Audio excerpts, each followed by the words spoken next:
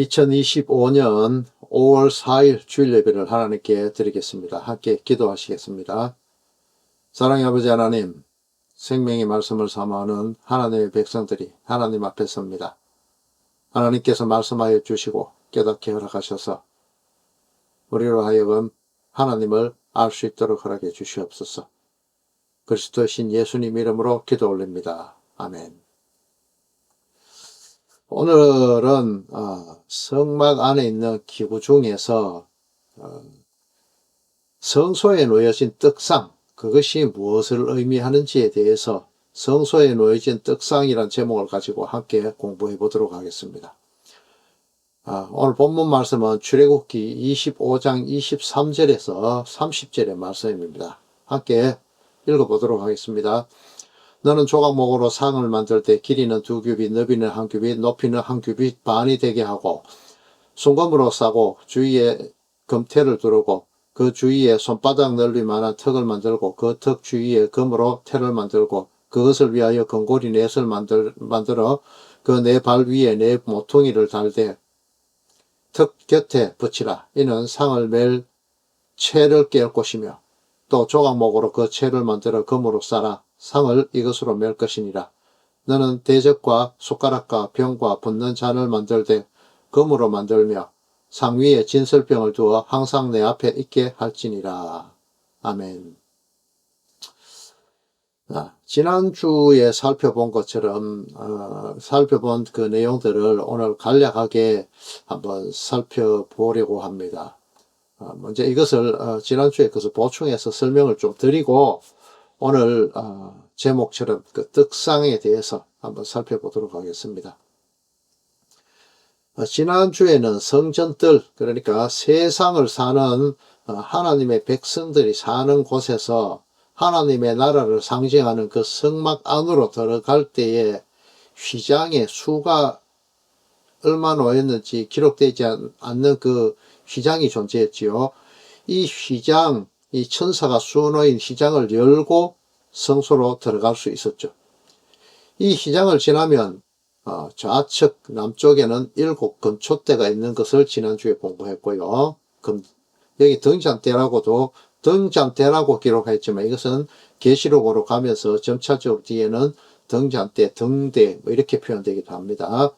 이제 오늘 공부할 이 떡상은 북쪽인 오른쪽 그곳에 놓여 있습니다. 자, 오늘 이 떡상 이것에 대해서 한번 공부해 볼 텐데요.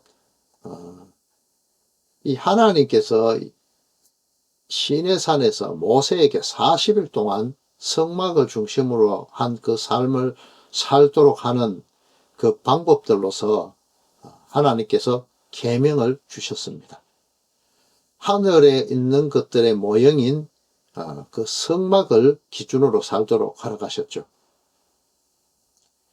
여러분들도 잘 아시다시피 이 성전은 성소와 지성소로 그렇게 나눠져 있습니다. 성소는 성소 안에는 지난주에 배운 것처럼 금을 쳐서 늘여서 만드는 금촛대, 금 등잔대, 등대가 왼쪽에 있었고 정면에는 금향로, 향단이 있었고 오른쪽에는 떡상과 그 위에 12개의 떡덩이가 있는 것을 성경에 기록하고 있습니다. 이 지성소에는 언약궤가 있고 그 언약궤 안에는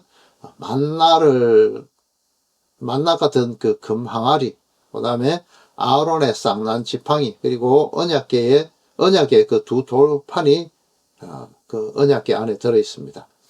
그 위를 속죄소라는 뚜껑이 덮고 있는데 그 위에는 두 케루빔이 마주보고 서 있는 그런 모양을 가지고 있습니다.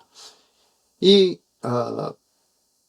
하늘에 있는 모양대로 만들었는 이 내용들, 이것은 바로 천국의 모델 하우스 격이죠. 지난주 금등잔대에 대해서 살펴보았는데 이것은 히브리어로는 메라노라는 그런 단어로 기록되고 있습니다. 이것은 램프 스탠드, 그러니까 촛대라는 의미이고 요한계시록은 이것을 7 금촛대라고 이렇게 표현을 하고 있습니다. 이것은 하나님의 완전한 주권을 상징하는 성전기구로 나타납니다. 이 금등잔 때는 출애굽한 이스라엘 백성을 어두운 밤에 인도하여 내던 그 불기둥의 모습과 동일한 모습입니다. 그래서 아론이 저녁에 등불을 켜고 아침이 되면 불을 끄도록 하나님께서 명령하신 것 같이 이 불기둥은 밤에 백성들을 인도하였죠. 율법으로 인해서 맹인이 되었던 그 어둠 속을 헤매던 성도들에게 참 빛으로 오신, 그리스도로 오신 예수님을 의미하는 것이 바로 이 금촛대입니다. 창세기 1장을 보면은 천지 창조를 하시던 날을 나타내는 그 기록 방법들이 참 재미있습니다. 우리가 전혀 쓰지 않은, 우리 민족들로서는 전혀 쓰지 않는 그런 기록 방법인데, 저녁이 되고 아침이 되니 첫째 날이더라, 둘째 날이더라, 이렇게 기록되어 있죠. 왜 이렇게 아침이 되고 저녁이 된 그것이 아니라 저녁이 되고 아침이 되니라고 이렇게 표현했는지 성경을 보시면서 궁금하시지 않았습니까? 바로 이 등불이 필요한 그때가 어두울 때이고 그 어둠이 지나서 밝음이 낮이 오는 것을 의미하는 것입니다. 그래서 율법의 때가 있고 예수님의 그 은혜의 때가 은혜의 때 낮이 다가옴을 의미하는 것이기 때문에 이렇게 이야기하는 겁니다. 천지 창조 때부터 이 어둠이 먼저 있고 빛이 오는 것에 대해서 기록해 놓은 것입니다. 율법의 어두움을 지나서 이제 밝은 은혜의 세상, 참 빛이신 예수 그리스도에 오실 것을 예표해 주시는 그런 것이죠. 요한복음 1장 5절의 말씀처럼 빛이 어둠에 비추어도 깨닫지 못했다고 그렇게 기록하고 있죠. 이것은 빛과 어둠이 공존하고 있음을 말하는 것인데, 빛과 어둠이 공존할 수 있습니까? 당연히 이것을 볼 때 당연히 이 빛은 우리가 일반적으로 알고 있는 그 빛이 아님을 알 수가 있습니다.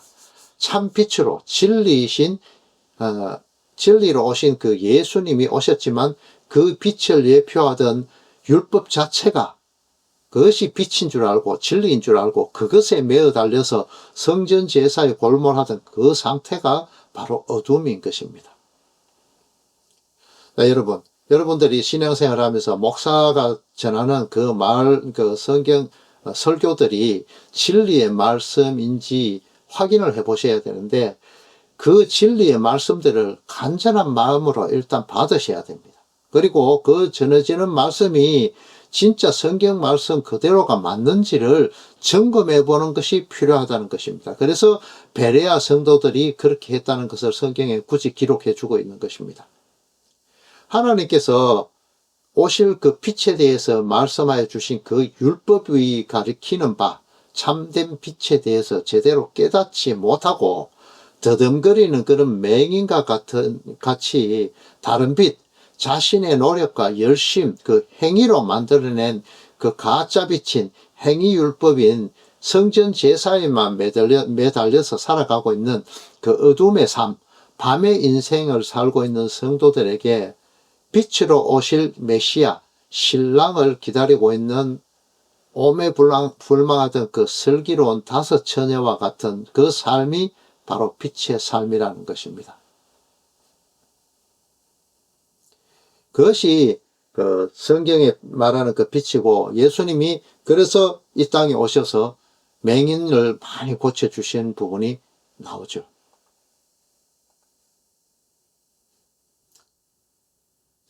여러분이 신앙생활 하시면서 수십 차례 들어오신 열 처녀의 비유 역시 이것에 대한 말입니다. 이 비유는 기름을 가진 자와 기름을 가지지 않은 자에 대한 그런 내용으로 시작됩니다.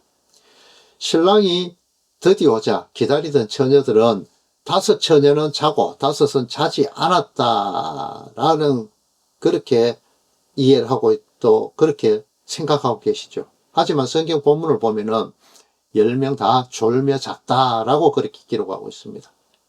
그리고 그 결론은 13절에 그런즉 깨어있으라, 이것으로 결론을 짓고 있죠. 그 깨어있음에 대한 신랑의 판단 기준이 기름 준비인 것으로 생각하시면서 그렇게 생각하고 또 배우신 분들 많이 계시죠. 하지만 이것은 이 성경 말씀을 좀 더 깊이 생각해보고 읽어보시면은 만약 기름 준비의 여부가 깨어있음에 대한 판단의 기준이었다면은 미련한 5 처녀로 지칭되었던 그들에게도 잔치집 문은 열려졌어야 했을 것입니다. 왜냐하면 이들도 늦게 기름을 사왔기 때문에 말이죠. 그 판단 기준은 깨어있음에 있었던 것입니다. 하지만 10처녀 모두 졸며 잤다고 기록하잖아요. 천국에 다 들어갈 수 없게 됐네요. 잔치집에 들어갈 수 없잖아요. 다 졸며 잤기 때문에. 그러면 이렇게 깨어있는 상태는 어떤 것이기 때문에 신랑은 슬기로운 5 처녀를 깨어있다고 여겨주고 잔치집으로 끌어들였을까요? 오늘 본문에 나오는 그 기름을 준비한다는 것은 그 마음이 온전히 신랑과 이어져 있음을 말하는 것입니다. 지혜로운 자가 준비한 여불의 기름을 대접에 준비한 것에 그 초점이 맞춰져 있는 것입니다. 그것은 금초대의 불이 바로 등대의 대접으로부터 흘러내려오는 순수한 감람류 금기름이 하나님에게로부터 깨어있는 성도들인 5 처녀에게 전달되어지고 있음을 말하는 것입니다. 이 예화는 10 처녀 모두 자고 있었는데 5 처녀만 잔치집에 들어갔잖아요. 이 5 처녀만 깨어있다고 여겨주심을 받게 된 것입니다. 그들은 지혜롭다, 깨어있었다라고 그렇게 여겨주심을 받았죠. 스스로 무엇을 해서가 아니라 그냥 잤지만 하나님께서, 신랑이 다 준비해 주시는, 하나님께서 다 준비해 주시고 스스로 준비한 것이라고 여겨주시는 것이죠. 미련한 5 처녀가 지혜로운 5 처녀에게 기름을 나눠달라는 그 장면이 나옵니다. 그때 지혜롭다고 칭해진 그 5 처녀는 나눠주지 않게 됩니다. 하지만 이 나눠주지 않았다는 것은 나눠주지 않은 것이 아니라 나눠줄 수 없었던 것이거든요. 그 차후에 조금 다뤄보기를 하고요. 가만히 보면 이 5 처녀는 참 매정하고 인정머리 없지 않습니까? 성도는 서로 나누고 이웃을 돌보고 사랑해야 된다고 했는데 그렇다면 그 기름을 나눠줘야만 더 성경적이지 않을까요? 앞에서 이야기했듯이 이 부분은 그 준비한 기름은 스스로 준비한 것이 아니라 하나님으로부터 공급되어진 것인 진리의 말씀입니다. 그래서 그 말씀 안에 깨어있는 자들이다, 그러한 말인 것이죠. 그것이 기름 준비이고 완전한 촛불인 7 금초대가 켜져 있는 상태를 말하는 것입니다. 늘 기도하며 고대하던 그 자들이 신랑이 그리스도와 항상 연결되어 있던 자들이라는 것입니다. 모두 다 졸고 있었던 것이 그런즉 깨어있으라라는 결론 안에 들어간 것처럼 여겨주심의 이 비유에 그 초점이 있다는 것입니다. 신랑은 자신에게 합당한 자, 자신이 기름을 흘려준 자들인 택하신 자, 그들만 지혜롭다고 여겨주시고 그 5만을 잔치집으로 끌어들이고 나머지는 대문 밖에 유기시켜 버리십니다. 성막은 창문이 따로 존재하지 않죠. 그렇기 때문에 이 금등대, 금촛대의 불이 켜지지 않으면 어둠 속에 있게 됩니다. 성막 바깥인 성막들은 어둠의 상태입니다. 바로 그리스도의 빛이 주어졌지만 그것을 알지 못하는 상태가 되는 것이죠. 그 어둠을 물리치는 것은 바로 이 등잔대에 피어지는 그 불이고, 그것은 성도 안에 그 제사장들이 의미하는 그 성도들이 거하는 것이고, 아니 성령이 거하는 전인 성도들의 마음인 성소, 그것을 말하는 것이기도 합니다. 그것을 말하는 것입니다.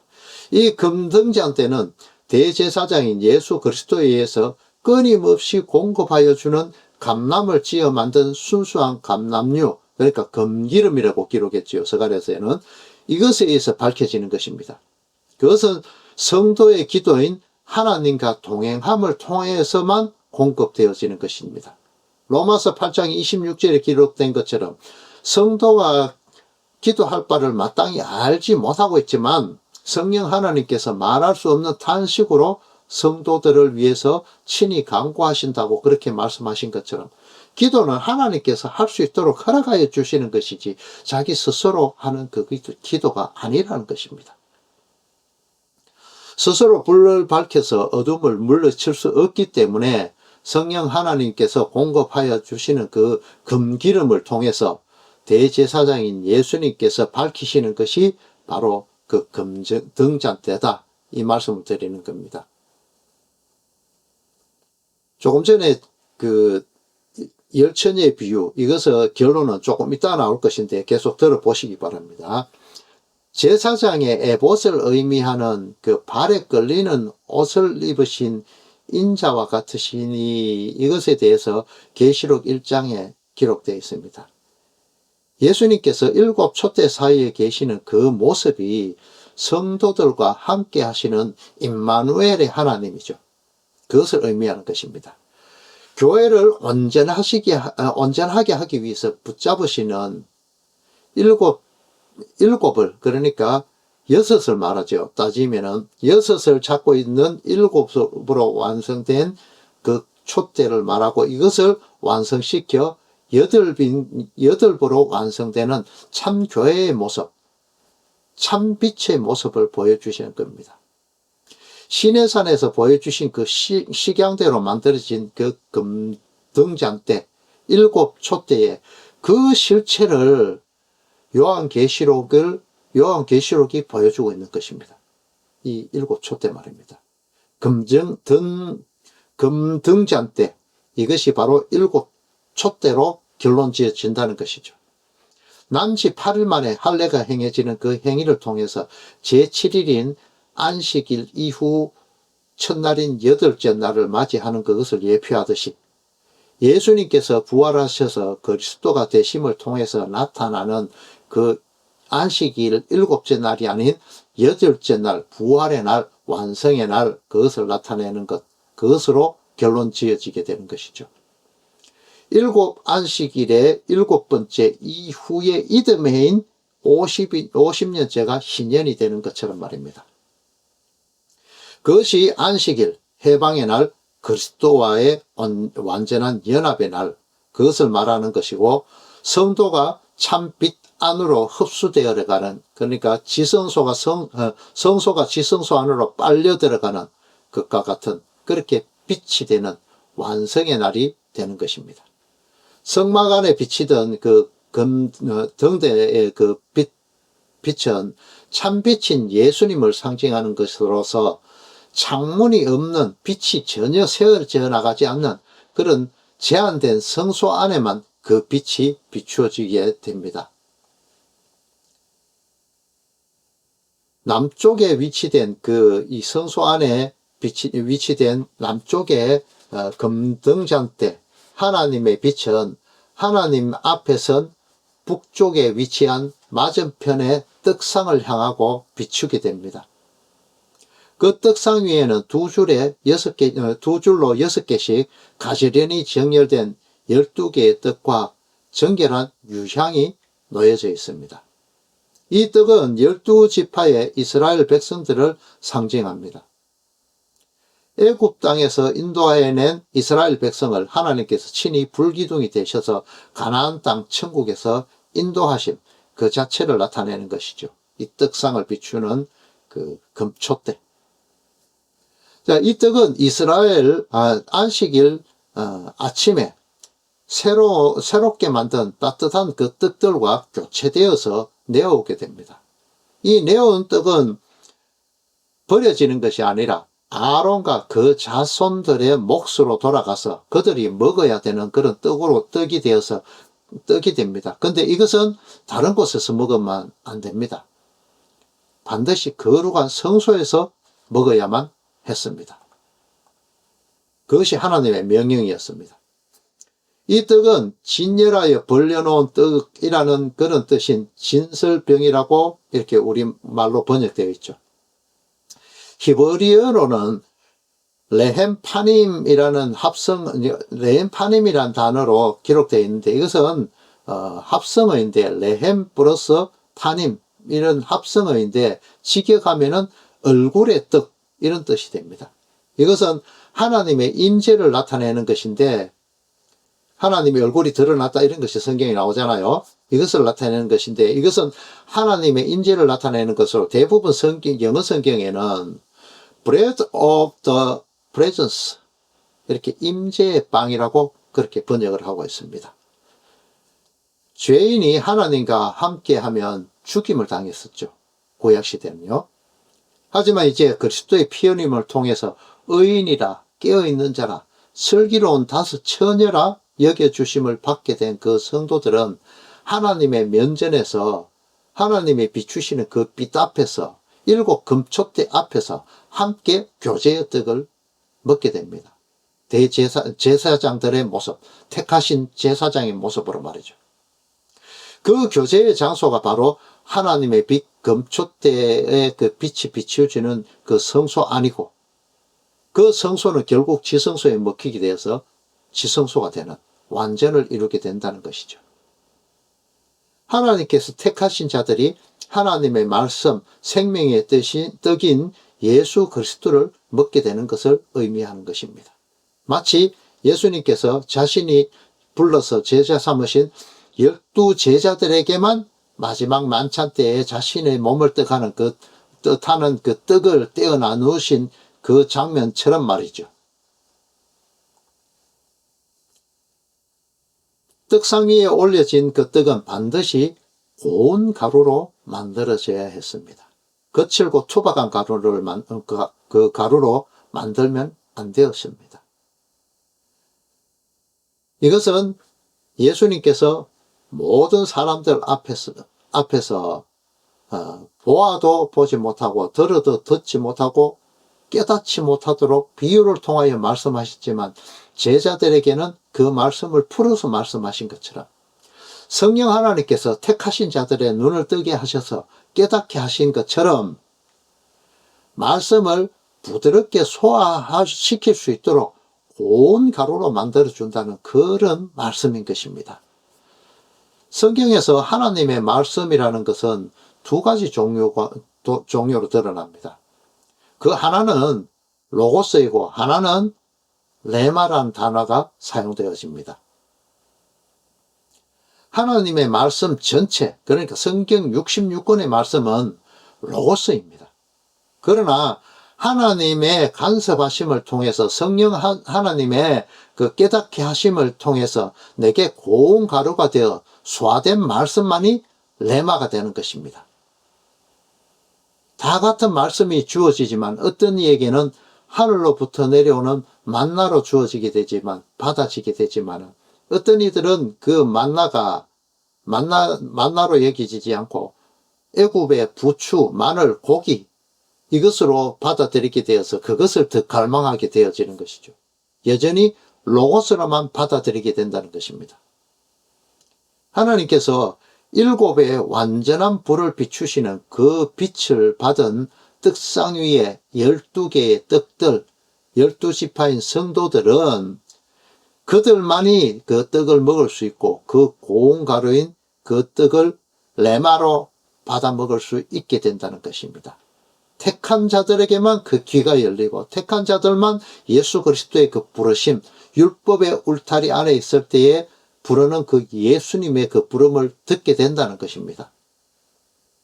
이것은 마치 제사장이 입고 있던 에봇에 12개의 보석이 달려있고, 그 보석이 담긴 판결의 흉패 안에는 심판하는 그 도구인 우림과 둠밈이 있잖아요.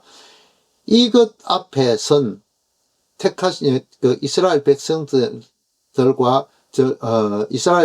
중에는 택하신 자가 있고 유기된 사람들이 있었듯이, 이때에 우림과 둠밈을 그 말씀으로 심판을 하게 되었잖아요. 끌고 가면서 40년 광야 생활하면서 모세의 말대로 지어진 그 에봇 위에 이것들이 있었잖아요.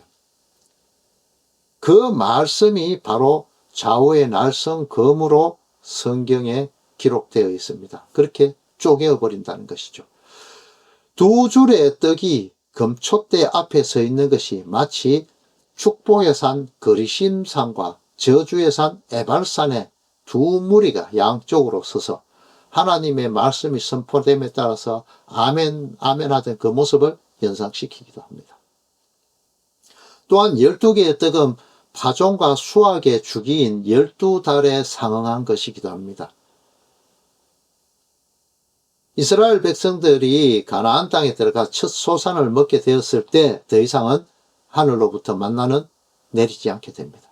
요단강을 건너가 천국에 이르렀을 때에 우리가 죽고 난 뒤에 천국에 이르렀을 때 주어지는 그 참된 양식으로 배부르게 되는 것처럼 이 예표되던 만나가 아니라 참된 그리스도로 인해서 배부르게 된다는 그것을 의미하는 것이죠. 하지만 이 12개의 진설병은 하늘을 상징하는 성소 안에 있었다는 것을 반드시 성도 여러분들이 기억을 하셔야 됩니다.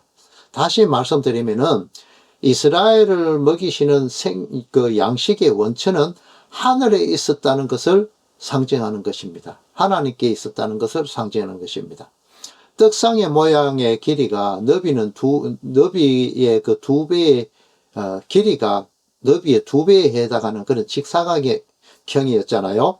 이것은 바로 가나안 땅, 팔레스타인 땅을 의미하는 것이며 성막의 그 뜰을, 그러니까 성막 바깥의 그 뜰을 상징하는 것입니다. 그 의미하는 것입니다.